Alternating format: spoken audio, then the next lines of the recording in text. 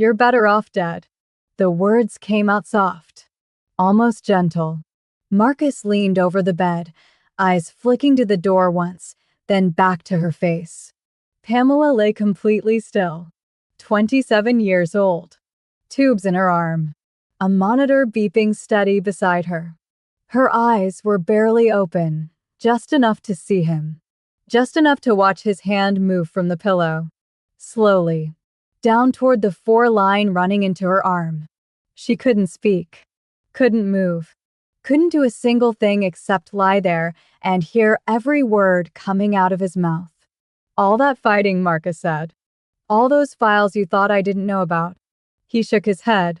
"Look at you now." His fingers were almost at the 4 line. The door behind him was open, just slightly. A thin strip of hallway light cut across the floor. A man stood in it, silent, watching. Then he walked in. "Step away from her." Marcus spun around. The man stood there, hands in his coat pockets, eyes fixed on Marcus like he'd already made up his mind about everything. Jean Taeyun, 33. He'd come straight from the airport. No hotel, no sleep. "Who are you?" Marcus said. "Step away from her." Marcus straightened up. He did the quick calculation, looked Taeyun over, measured him up, almost smiled. "I'm her husband. I know who you are." Something about the flatness of it stopped Marcus cold. Not angry, not nervous, just flat, like a man reading a fact off a page. Marcus shifted slightly, still controlling the room. "She needs rest. If you're a doctor, you don't come back here," Taeyun said. "Not tonight. Not tomorrow. Not ever. That's not your call." "You want to test that," Taeyun said. "I make one call. One. And by morning, every person you've been trying to impress for the last 3 years will know your name for completely different reasons." The monitor beeped. The hallway hummed. Marcus looked at Pamela one last time. Whatever crossed his face in that moment, it wasn't love. It hadn't been love in a long time. He picked up his coat, walked to the door, paused without turning. "Make sure the nurses know she needs around-the-clock care," he said, like he was wrapping up a meeting. Then he was gone. Taeyun pulled a chair to the side of the bed and sat down. He leaned forward. "I should have come sooner," he said quietly. "I heard 3 days ago." He looked at her hands on the blanket. "For years ago, you caught something in a deal that everyone else missed. You saved me from signing something that would have destroyed everything I built." He paused. "I never forgot that. And I'm not leaving until I know you're okay." Pamela's eyes moved. Just barely. But they moved. She'd heard every single word Marcus had said. She'd felt his hand near that line. And she had felt the most terrifying thing a person can feel, being completely aware while being completely powerless. But she was still here. And somewhere underneath the stillness and the machines and the tubes, she was already fighting back. "Wait, before this story starts, I need you to do something for me. Go to the comments right now and tell me where in the world you are watching from tonight. I'm talking city, country, everything, because my audience watches from places that genuinely shock me every single time, and I love it. Are you watching from your bed? Your couch? On your lunch break pretending to work? Now I also need to ask you something before we begin, and I want you to be honest in the comments. Have you ever trusted someone completely and found out later that everything you thought you knew about them was a lie? Drop a yes or a no below, because this story is about to hit different depending on your answer. I'm not going to say anything else. Just watch. Just pay attention. And stay until the very end, because I promise you the last 3 minutes of this story will have you sitting straight up. Let's go. Pamela Carter had spent 6 years building herself into the sharpest person in any room she walked into. 27 years old, running corporate strategy for a firm with 3 floors in Midtown Manhattan. She didn't get loud in meetings. She didn't need to. She'd sit slightly off-center, watch, Listen, and within 20 minutes, she'd find the thing everyone else had walked right past. The number that didn't line up. The clause on page 14. The handshake happening under the table. She had turned that skill on boardrooms. On clients. On competitors. On every deal that crossed her desk. What she had never once done, not a single time, was turn it on her own marriage. Marcus Hale was not a stupid man. He was polished the way expensive things are polished. All surface. He wore his suits like armor, laughed at the right moments, knew exactly which people to call and which ones to avoid.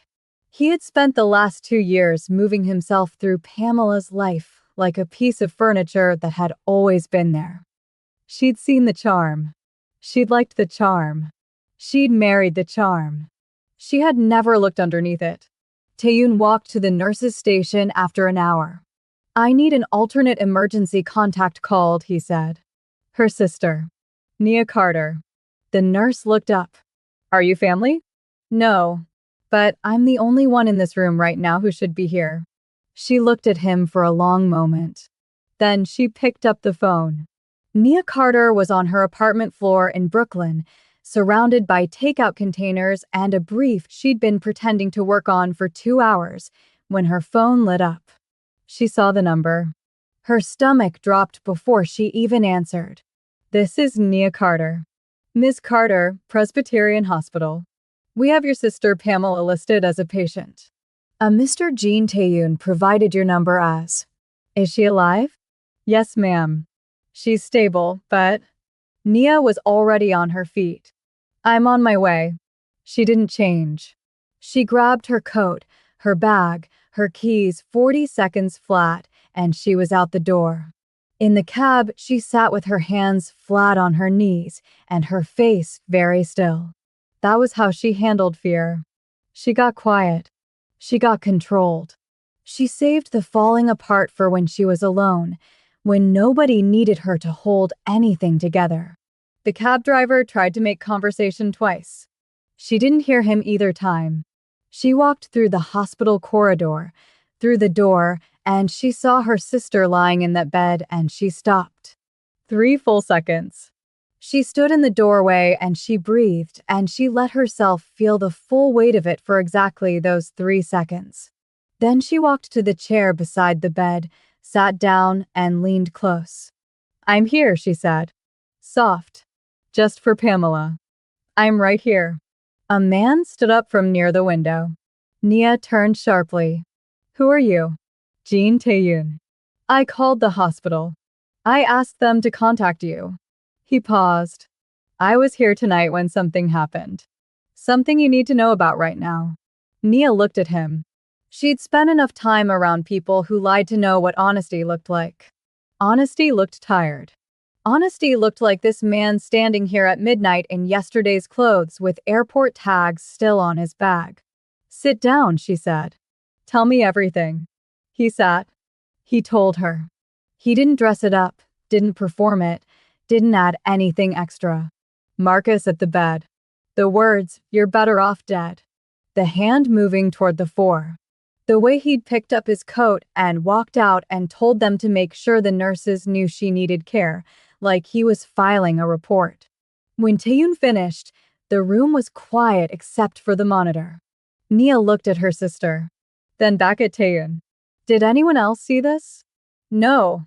"You have any reason to lie to me?" "No." She studied him for another moment. Then she opened her bag and pulled out a folder. Power of attorney. Pamela had drawn it up 6 months ago, laughing it off when she handed it to Nia. "Just in case," she'd said. "You never know." Nia had kept it at the bottom of her work bag ever since, hoping she'd never need it. She looked at the folder. Then at Pamela. "Okay," she said. "Then we start right now." By 8 the next morning, Nia had done 3 things. She'd spoken to the hospital patient advocate and had Marcus removed from the approved visitor list. She'd activated the power of attorney, giving her full legal authority over Pamela's finances, medical decisions, and all communications. And she'd left a message for Andre Keats, criminal attorney, the best one she knew personally, asking him to call her the moment he was awake. She had also found something that most people would have walked right past. The visitor log outside Pamela's door was a standard paper clipboard. Routine. Most visitors didn't glance at it twice. Nia glanced at it. Marcus had signed in 3 separate times in the past 2 days. The last entry was time-stamped at 2:14 in the morning. She photographed it with her phone. Then she went straight to the nurse's station. Has anyone adjusted my sister's or changed her medication in the last 48 hours? The nurse checked the chart. There was one adjustment noted. Yesterday evening. Who authorized it? A pause. The nurse's eyes moved across the page. Then she frowned. It says the attending. But Dr. Reeves wasn't on shift last night. Nia wrote it down. She wrote everything down. Keats called at 8:15. Andre Keats had the kind of voice built for courtrooms, low, measured, the kind that made juries lean forward without knowing why. He'd grown up 2 blocks from Nia, worked his way into one of the top criminal defense firms in the city, then gone independent 5 years ago. He was the person you called when you needed someone who already knew how bad things could get and wasn't frightened by it. Talk to me, he said. Nia talked. Everything, Tan's account of the hospital room, the 2 a.m. sign-in on the visitor log, the medication adjusted by a doctor who wasn't on shift. Keats listened without interrupting. When she finished, he was quiet for exactly 4 seconds. Has she regained any responsiveness? Not yet. Okay. Don't touch anything. Don't move anything. And that man does not set foot back in that building under any circumstances, not as a husband, not as an emergency contact, not at all. A pause. I'll be there by noon. And Nia, pull her financial records. Every account. Every statement. Today. I'm already on it, she said. I know you are.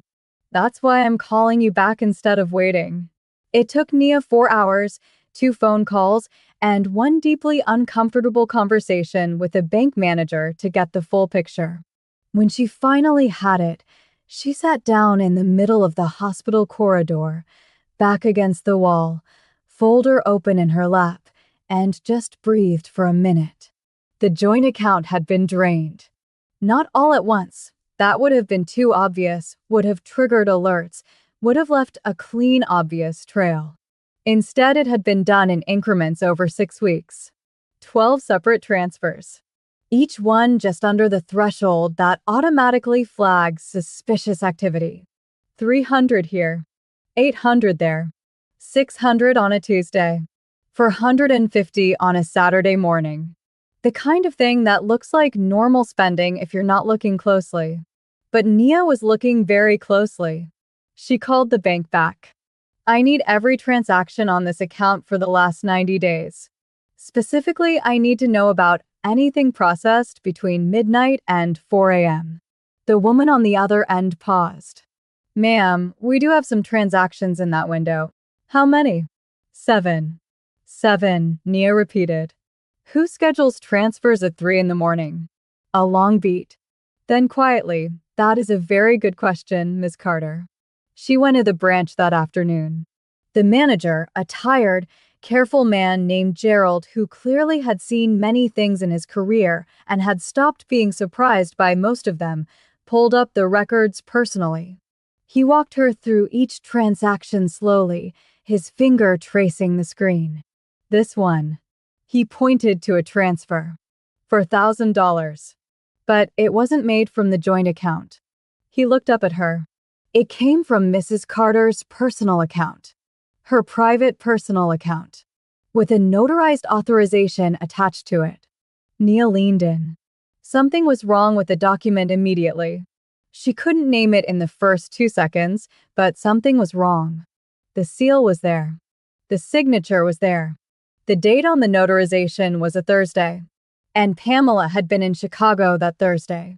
Nia knew it with complete certainty because she had spoken to her sister that evening. Pamela had called from her hotel room, tired and slightly irritated, complaining about the conference dinner and asking Nia if she'd watered her plants. Can I get a copy of this entire file? Of course. She had the photograph texted to Keats before she even made it out of the building. His reply came back in under a minute. That seal is wrong. I know a forensic document examiner. Say nothing to Marcus. Nothing. Taeyun was waiting at the hospital when she got back. He'd been there most of the day. Nobody was asking him to be. Nobody expected it. He just was sitting in a chair outside Pamela's room with a coffee in each hand, like a man who had made a quiet decision and wasn't going to make a speech about it. He handed Nia one of the coffees without being asked. She took it. They stood in the hallway for a moment. I went through everything I could access on my end, he said. Pamela and I had been in early talks about a partnership deal. Nothing signed yet, but she'd sent me financial projections 3 months ago, her firm's numbers, not personal. I cross-referenced what I'm seeing here with those projections. He paused. There's a gap.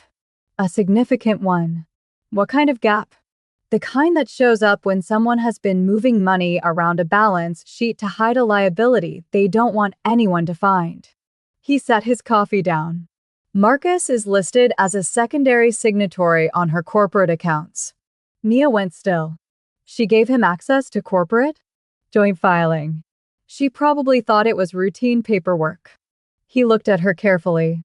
It wasn't routine. Nia pressed 2 fingers to her forehead and stood there.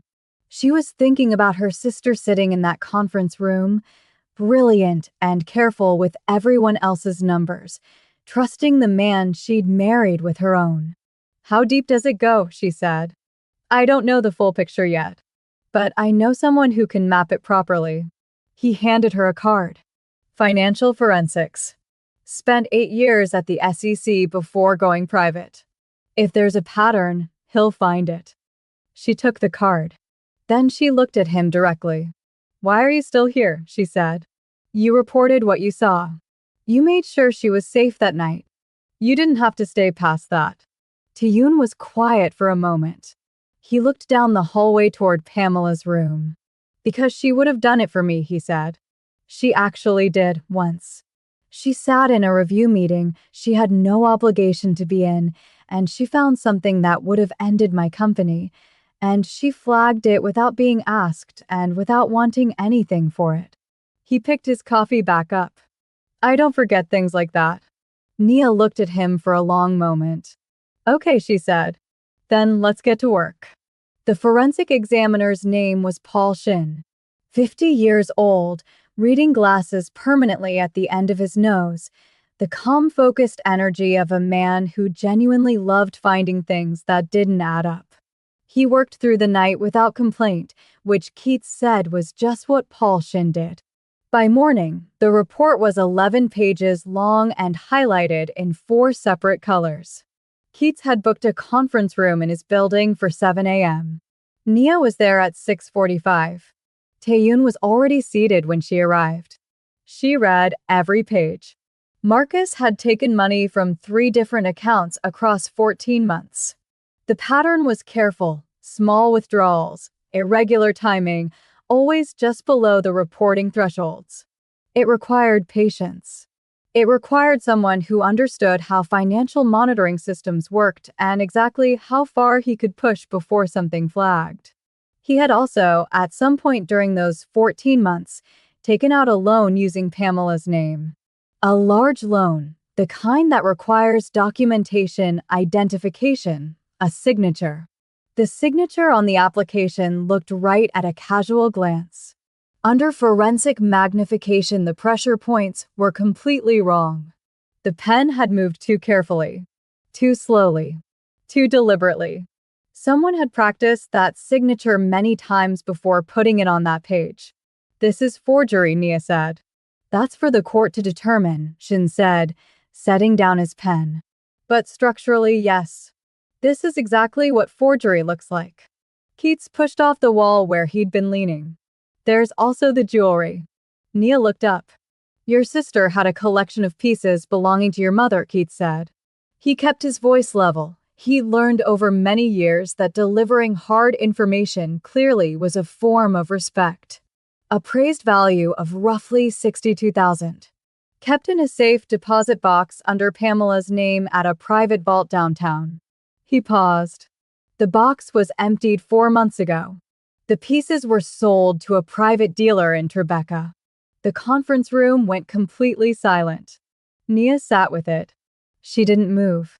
She just sat with it. Their mother had died when Nia was 16 and Pamela was 18. Ovarian cancer, 2 years from diagnosis to the end. Those pieces, the diamond stud earrings she wore every single day, the thin gold bracelet from her own mother that had the small dent in it from decades of wear, the ring she never took off, not once, not even in the hospital at the end, those were not assets. Those were not investments. Those were the only physical things left of a woman they would never get back. Pamela had kept them locked away carefully. She'd shown them to Nia once after Marcus moved in and said, "These stay in the vault. These don't move." Marcus had sold them to a private dealer for cash. For months ago, while Pamela was working 14-hour days building the career he was systematically dismantling underneath her. Nia pressed both hands flat on the table. She breathed in through her nose and out through her mouth. She let the grief move through her, and she let it become something harder and more useful than grief. "What do we need?" she said. "Everything we have is solid," Keith said. "The forgery, the loan, the jewelry, the transfers, individually, Pierce can explain any one of them away. A good defense attorney always can. But together, consistently, over 14 months, they build a pattern. And patterns are very hard to argue with in front of a jury." He looked at her steadily.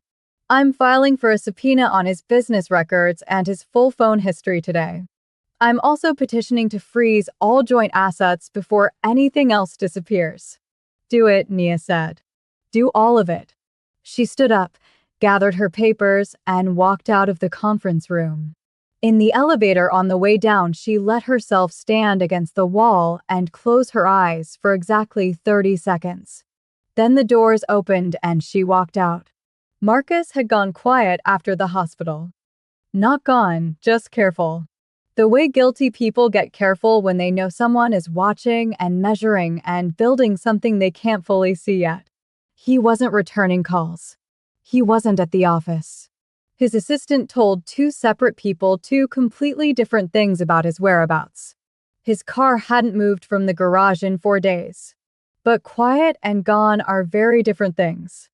3 days after Nia filed the paperwork, a contact at Pamela's firm called her. "Someone tried to access Pamela's company files remotely last night," the contact said, "using her login credentials. The system logged it automatically." "Where from?" Nia said. "IP address traces to a hotel in New Jersey." Nia sat with that for a moment. He wasn't running. He was still trying to get to the files. Still trying to see what they had. She forwarded the IT report to Keats without a single word of commentary. His reply came back within minutes. "Obstruction. Beautiful. Don't tip him off." The subpoena landed on a Tuesday. Marcus's attorney Pierce, sharp, silver-haired, the kind of man who could make solid evidence sound like guesswork, fought it with everything he had. He filed 3 separate motions in 4 days. He called the forensic methodology into question, challenged the timeline, argued the whole case was being built on the word of a foreign national with a financial interest in Pamela's firm. The judge dismissed every motion. Business records came in on Thursday. Phone records on Friday. The phone records were where everything changed. Going back 20 months, there were regular recurring calls to a number registered to a holding company in Delaware. No public face. No website. No officers listed anywhere. A shell clean and empty on the surface, built specifically to be looked at and reveal nothing. The call started 2 months after Marcus first met Pamela. Not after they got serious. Not after they got engaged. 2 months after he met her. Whatever Marcus Hale had been building, he had been building it from almost the very beginning. Shin spent 3 full days mapping it on a whiteboard. The Delaware shell connected to 2 other entities, one in Nevada, one offshore. The money hadn't just been moved, it had been structured and layered with enough sophistication that it took a former SEC analyst 72 hours and 4 dry erase markers to fully map the network. When the complete structure finally went up on the wall, Nia stood in front of it for a long time without speaking. Taeyun stood beside her. "How long?" she finally said. "Earliest transaction we can trace," Shin said. He started laying the groundwork about a month after he first met her. Nia turned slowly. "He didn't fall into this," she said. "He didn't get greedy after they got married. He didn't gradually become someone different." She looked at the whiteboard. "He came in with a plan from day one." "That's what the structure shows," Shin said. Taeyun said nothing. He was looking at the whiteboard with his jaw set. "He chose her specifically," Nia said. It wasn't a question. The structure suggests he was looking for someone in her position. Her level of access, her firm, her assets. Someone whose financial world he could insert himself into gradually enough that nobody would notice until it was too late. Nia looked at the whiteboard for another long moment. Then she gathered her things. "Make sure every page of that is documented," she said. "Every connection. Every date. Every number." "Already done," Shin said. The case moved fast after that. Faster than most cases moved, which told Pamela something about how clean the evidence was. Keats filed on 3 counts: fraud, forgery, and financial abuse of an incapacitated person. Pierce pushed back in every direction he could find. He challenged the forensic methodology. He questioned Taeyun's credibility. He filed a motion arguing that the notarized document, while unusual, had been signed voluntarily. The judge looked at the evidence and was not impressed by any of it. Marcus's suspension from his firm came quietly at first. An internal notice. A temporary leave pending review. Then it became public, a brief mention in a financial news column that got picked up and shared and forwarded, and by the second wave of coverage the story had grown teeth. Corporate fraud. A hospitalized wife. Shell companies with offshore connections. A forged loan application. Missing jewelry. A man who had signed into his incapacitated wife's hospital room at 2 a.m. The office he'd spent 6 years building was empty by Monday morning. His name, which he had spent years managing very carefully, was now producing results he couldn't control. Pamela followed all of it from home. She'd been discharged 3 weeks prior. Still in the wheelchair for longer distances. Still in daily physical therapy. Still waking up certain mornings with headaches that pressed against the backs of her eyes like something trying to get out. But she was home, and she was working, and she was not waiting for anything to happen to her anymore. The new apartment was small and clean with big windows that pulled in the morning light. Nia had found it, negotiated it, moved everything in, and stocked the refrigerator before Pamela even came home. She'd also hung a photograph near the front door, their mother, young and midlife, caught in a moment where someone had clearly called her name from across a yard and she'd turned toward the sound. The first day Pamela came home, she stopped in front of that photograph and stood there for a long time. She thought about the jewelry, about the vault that was now empty, about a man who had looked at those pieces and seen only what they were worth in cash. She reached out and touched the frame once with her fingertips. Then she went to the table and got back to work. Pamela's fingers had moved on a Wednesday morning, 3 weeks before her discharge. The nurse was adjusting her 4 when it happened. The index finger on her right hand curled slowly and then straightened. The nurse called the doctor. The doctor ran an assessment. Pamela's eyes, which had been half open and unfocused for days, tracked toward the light and then stopped. Focused. Nia was there within the hour. She sat close and watched her sister's face. And then Pamela's eyes moved and found her, and they were clear. Completely, unmistakably clear. "Hey," Nia said.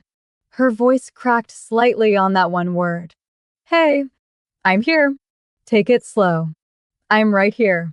Pamela's lips moved. Nothing came out. She tried again. And again. Her voice, when it finally arrived, was rough and thin, like something that had been sealed away. "I need my files." Nia blinked. Then she laughed, short and wet, and pressed her hand over her mouth. "Of course," she said. "Of course, that's the first thing." Taeyun, standing near the window, smiled quietly to himself. Recovery was slow, and Pamela hated every hour of slow.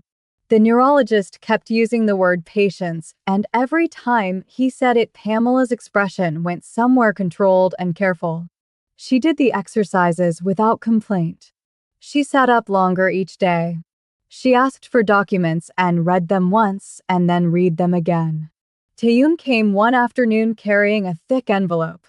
"Everything I have," he said, setting it on her bed tray. "Financial projections, communication logs, the full timeline I built." After he paused. "After what I saw that night." Pamela looked at him. "You heard him," she said. "Yes." "Everything he said to me." "Yes." Something moved between them in the quiet of that room. "Thank you," she said. "Don't thank me yet," he said. "There's more in there than you know." She opened the envelope. She read for 2 hours. Nia came and went. Nurses came and went. Outside the window, New York did what it always did. Pamela turned a page. Stopped. Turned back. "Read it again." "This loan," she said. "The one in your name," Taeyun said. "It's not just in my name." She looked up slowly. "The collateral on this loan is my firm, not my personal accounts. My entire ownership stake in the firm. Everything I built over 6 years." She set the page down. He wasn't just taking money. He was taking position. He was setting up a takeover. "We think he planned to let the loan default," Taeyun said. "Your stake would transfer to cover the debt." He had a buyer lined up to purchase it at a steep discount. Pamela looked at the document for a long moment. "Who's the buyer?" she said. "That's what the subpoena is trying to find out." She nodded. Slowly. Then she picked up her pen. Her hand shook. But it moved. And she wrote. The courtroom had the particular quiet that only courtrooms have. Heavy wood paneling. Fluorescent light humming just above silence. The feeling that every word spoken here has a weight attached to it before it even leaves your mouth. Pamela came in her wheelchair. She and Keats had talked about it at length. She'd been cleared for short distances with a cane and could have walked in. The wheelchair was a deliberate choice, not for sympathy, not for effect, not to perform anything for the jury. She had been hurt. There was absolutely no reason to pretend otherwise. She sat beside Keats at the table, hands flat on the surface in front of her. She looked forward. Across the room, Marcus sat beside Pierce. He looked thinner than she remembered. His suit still fit perfectly. Marcus would always make sure his suit fit perfectly, but his face had shed something. Some layer that had been there for years. He looked like a man who had been maintaining a heavy performance for a very long time and was beginning to feel what it had cost him. The evidence came up piece by piece, steady and methodical. The forged document. The loan. The 14 months of transfers. The shell company structure. The phone records. Paul Shin on the stand for 40 minutes, building it in front of the jury the way you'd describe the architecture of a building, every beam, every support, every place where it had been designed to fail in a specific direction. The jewelry was mentioned once. A single paragraph. Keats kept it brief. He learned over many years that some things hit the hardest precisely when you don't explain them. The jury didn't need it explained. When it was Pamela's turn, she didn't look at her notes. She had thought about this moment for a long time, not what would sound impressive, not what would land well, just what was true. I built everything I have by being careful, she said. By paying attention. By not missing things. She paused. And I missed this. I sat across from this man every single day, and I missed what was right in front of me. She looked down at her hands for a moment. Then back up. He told me in a hospital room, while I was lying there unable to move or speak, that I was better off dead. A pause. I'm better off. Just not in the way he meant. The hallway outside the courtroom was high-ceilinged and loud with voices bouncing off hard surfaces. Nia pushed Pamela's wheelchair through the double doors, and they came out into the corridor, and that was when Pamela saw him. Marcus was 20 feet away, standing against the wall. His attorney Pierce had him by the arm, speaking fast and low, the practiced calm of the courtroom replaced by something more urgent. Marcus's suit still fit. His posture was still controlled. But he was thinner, visibly, noticeably thinner, and there was something drained about him, something that had been pulled out from the inside. But he was not broken. That was the thing Pamela noticed immediately. That was the thing that sat wrong. A man who is broken looks a certain way. He looks finished. He looks like someone who has accepted what's coming. Marcus did not look like that.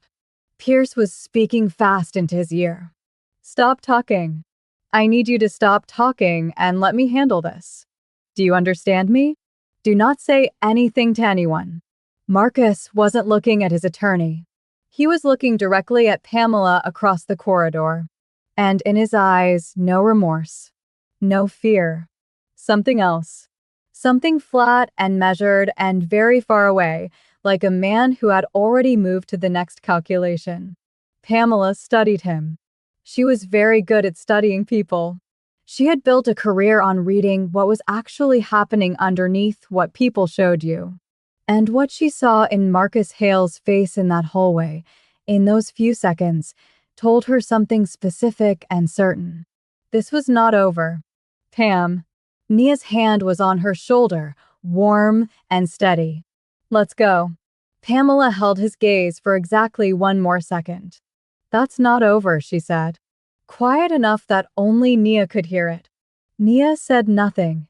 She pushed the wheelchair forward, and they walked away down the corridor without looking back. 3 weeks later, the apartment was quiet in the way that good apartments get quiet in the evening. City outside the windows. Refrigerator hum in the kitchen. The particular softness of a space where someone is slowly, carefully, learning what it feels like to be safe. Nia was on the couch with her feet tucked under her, on the phone with a friend from work, laughing about something that had nothing to do with any of this. Easy, real laughter. The kind Pamela had not heard from her sister in months. Pamela sat at the kitchen table doing her hand exercises, squeezing the small rubber ball, releasing, squeezing again. She watched Nia laugh from across the room and felt something settle in her chest, low and warm and hard to name precisely. This was what normal felt like. The beginning of it. The edge of it, at least. Taeyun knocked at 7. 2 knocks, the way he always did, never 3, always 2. Nia waved him in from the couch without breaking her conversation. He came into the kitchen, sat across from Pamela, and didn't make a production of arriving. That was something she had come to appreciate about him. He never made a production of anything. How was PT today, he said. Frustrating. Better than last week? Marginally.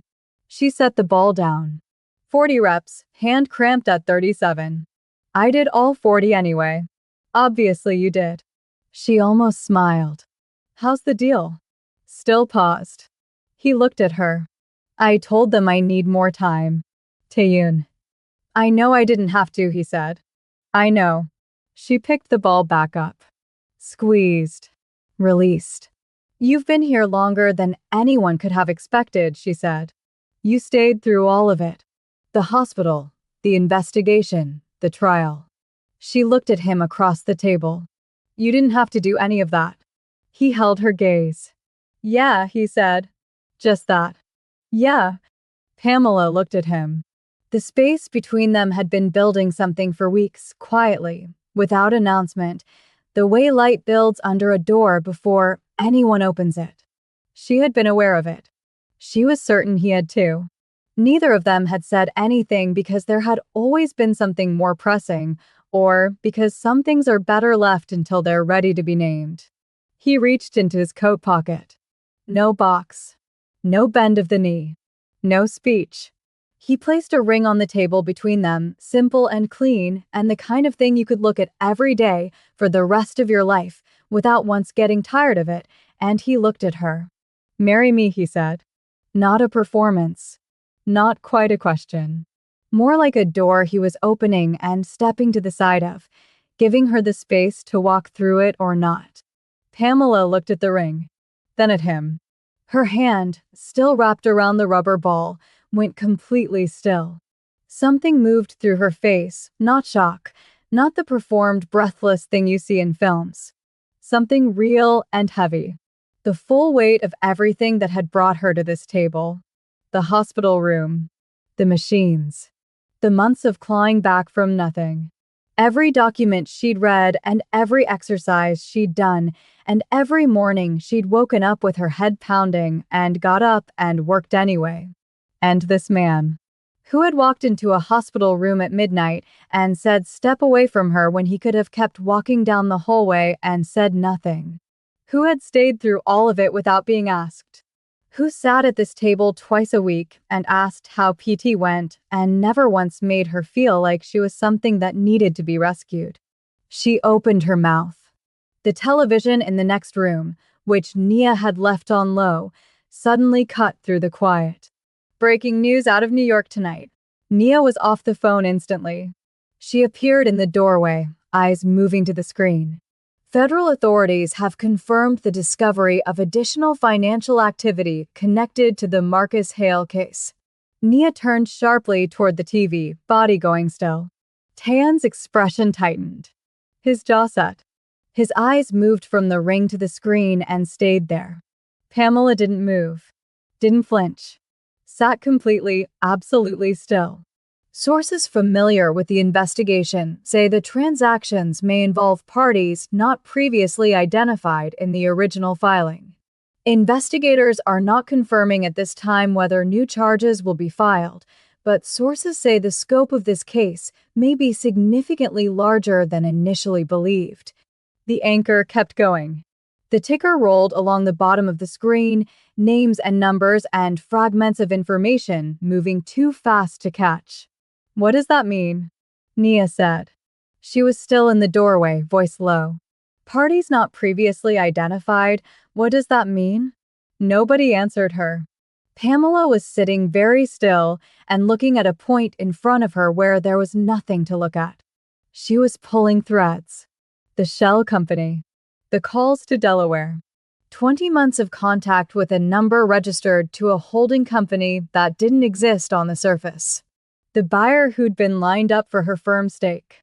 The structure Shin had mapped on that whiteboard, which connected to Nevada and connected offshore, and which Marcus could not have built alone. The hallway outside the courtroom. Marcus ignoring his attorney. Looking at her across that corridor with no remorse and no fear, and something behind his eyes she couldn't reach. She had stood in that hallway and said it without fully knowing what she meant. That's not over. And she had been right. She had been right because she had always been right about these things, even when she wished she wasn't. "Pam," Nia said from the doorway. Taeyun was watching her. He hadn't moved. The ring was still on the table. Pamela looked down at it, then up at him, then at the television, then back at the space in front of her. She reached out and picked the ring up from the table. "Okay, I need a moment. And I think you do too. First things first, rate the story in the comments right now. 1 to 10. No in between, no maybes. What did this story deserve? Because I put everything into this one and I genuinely want to know what you think. Now let me ask you something and I want real answers. Did you trust Marcus at any point during the story? Any point at all? Comment never if you clocked him from the very first scene, or comment guilty if he had you fooled even for a second. There is no shame either way. That man was built to fool people. And Taeyun. Can we please talk about Taeyun for a second? He flew 14 hours. Walked straight from the airport to that hospital room. Stood in that doorway and said everything that needed to be said without raising his voice a single time. No drama. No performance. Just step away from her. I need you to tell me in the comments, on a scale of 1 to 10, how fast would you have said yes to that proposal? Be honest. The comments are a safe space. Now, most importantly, where are you watching from tonight? Drop your city, your country, your little corner of the world in the comments, because I read every single one and I want to see my family tonight. Whether you're watching from New York or London, Toronto or Tokyo, tell me you're here.